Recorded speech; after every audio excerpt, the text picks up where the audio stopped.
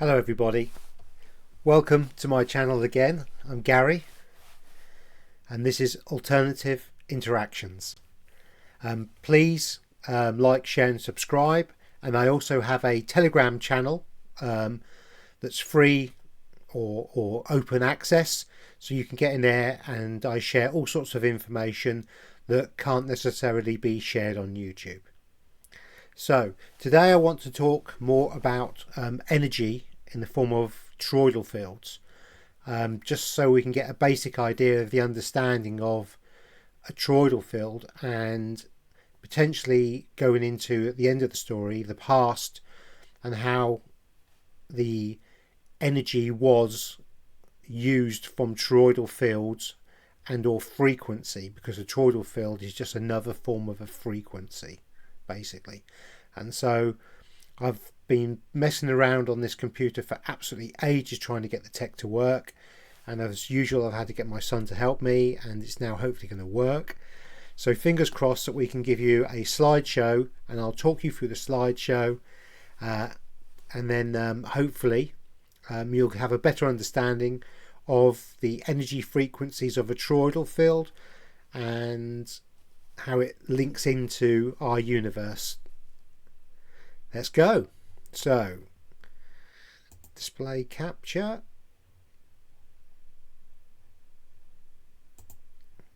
Hopefully you are now seeing somebody standing there, a human figure, inside their own toroidal field. Now this is a mock-up of a toroidal field where we have the outside toroidal field, our energy field, and then we have our inner.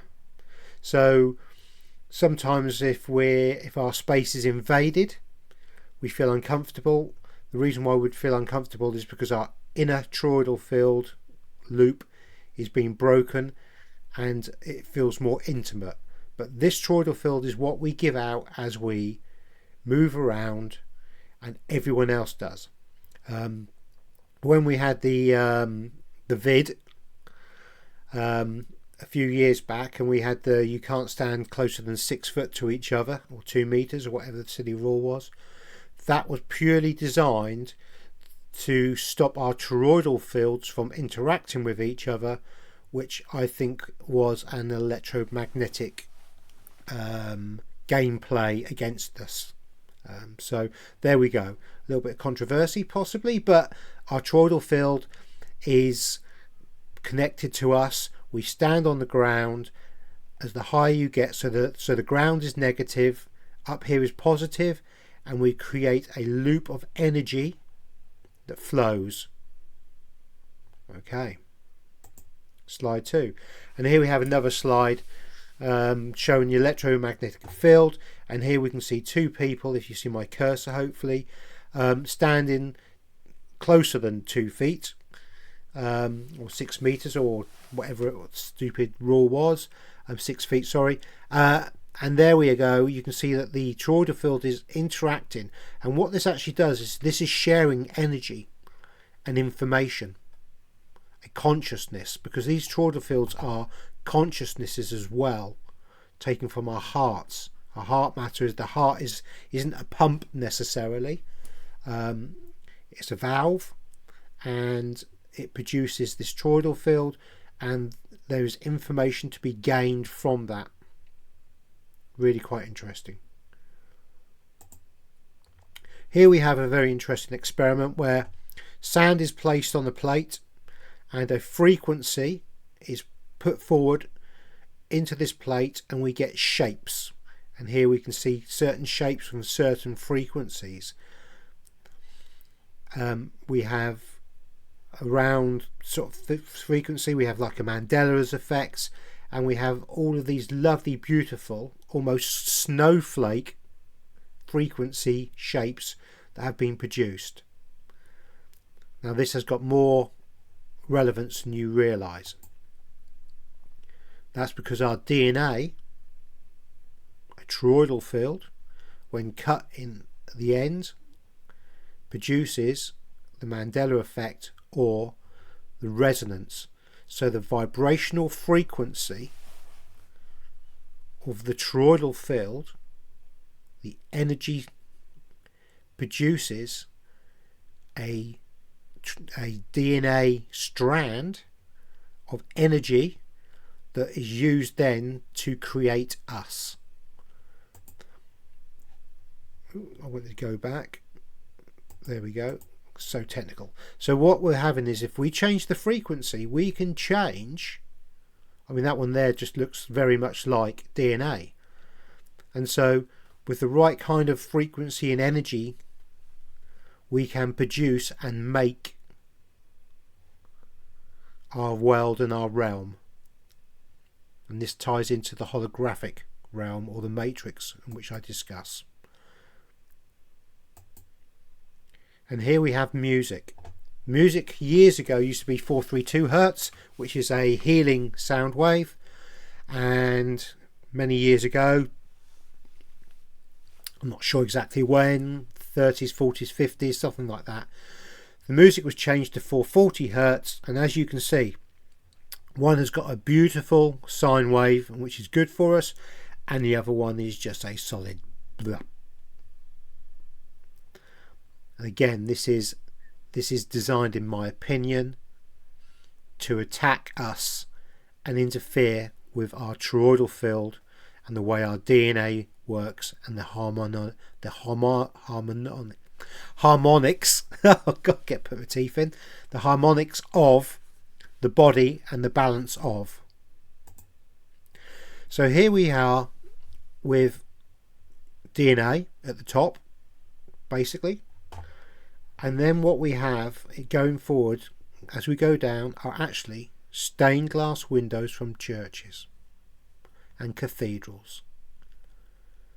They knew all the way back then.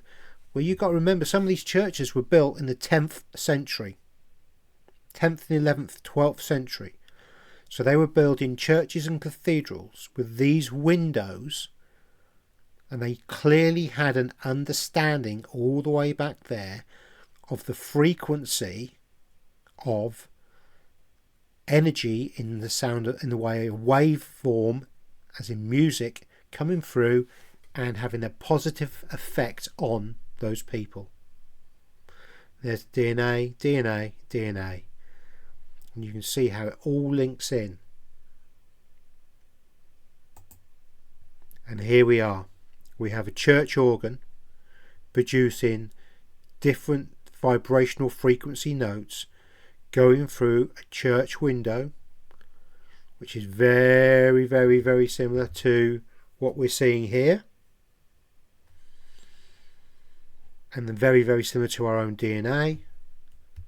And what we're seeing is the organs would play, and it's very, very noticeable that the organs always tend to be opposite or in front of or in the proximity of a round stained glass window. And here we are again, a huge organ with a stained glass window. So the energy would have come out, resonated within the building of the church, and gone through there, the window, and gone out like a Wi-Fi unit. It's fascinating. And here we have a cathedral in France, and on the floor we have an electromagnetic coil that's designed for healing, I believe. And this is the modern version. This is a modern version circuit board showing exactly the same kind of design.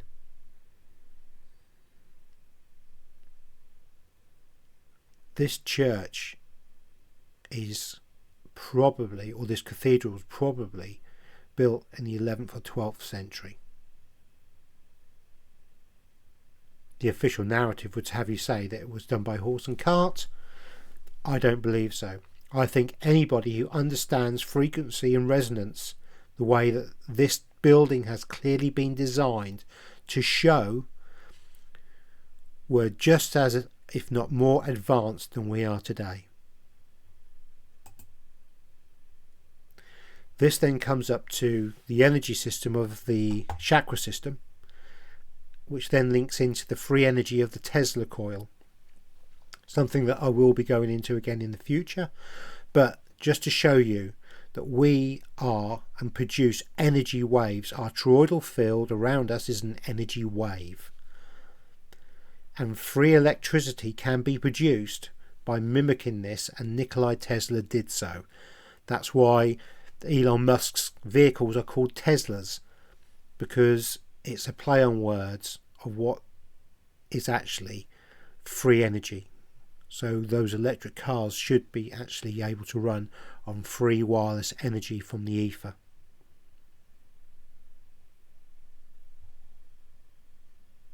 Something we'll go into in more depth in the future. Now this is a snapshot of a toroidal magnetic field. If we are, as I believe, living inside a toroidal field, we are in actual fact in the flat inertial plane that sandwiches the two fields. So a flat earth, or our realm, would sit here in the middle of this.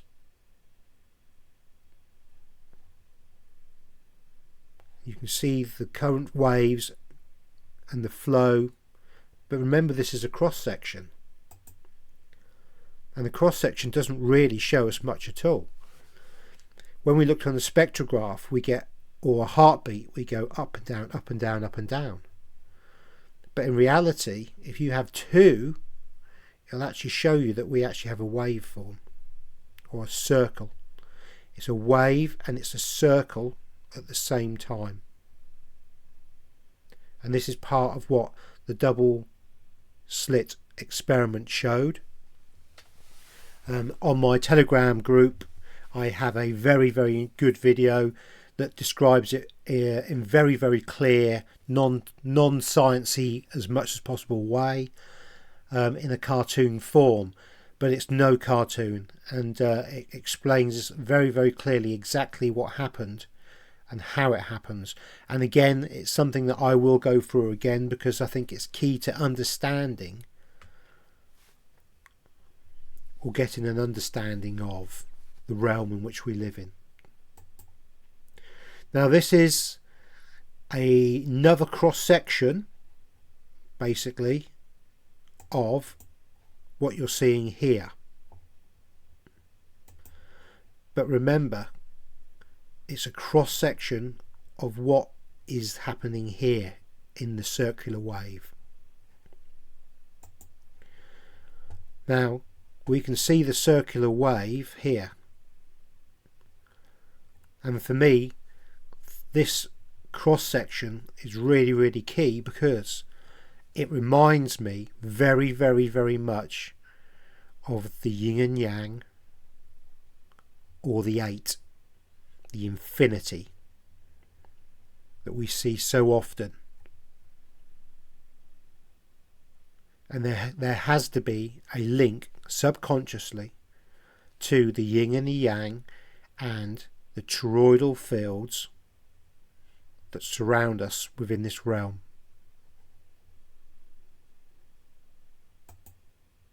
And that's the end of my slideshow. Thank you very much, and hopefully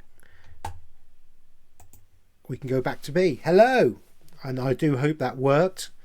It's just a very brief overview in pictures to try and get your head round the importance of the toroidal field and our energy electromagnetic fields that we produce, and what we live inside, that then helps create the holographic or matrix universe, which I call the realm. Thank you very much for watching. I hope it was clear-ish, like mud. And in the future, please leave comments, and I'll try and look at stuff a bit more deeply, more images. I've got lots and lots of images, and where I can show what cathedrals and how churches and cathedrals worked as power units, back in the day. I truly do believe that we are less advanced than we have ever been before. Certainly 4000 BC, with the Anunnaki coming in with they had bags called Mies, and those bags called Mies, inside them had tablets, and they were Wi-Fi tablets that could control stuff. So when we look at the Great Pyramid of Giza and can't comprehend how it was built, that's because it was probably built, most likely built, with technology way beyond our understanding. And that has flown through certain periods of time. Certainly with the big cathedrals being built in the 1200s, 10th century, all through that period, these were free wireless energy producing and healing, most importantly healing, resonance machines to keep us in balance with nature and the realm. And we'll be looking into that in the future. So thank you very much for watching. Please like, subscribe and share, and look forward to seeing you very soon. Blessings and thank you. Bye guys.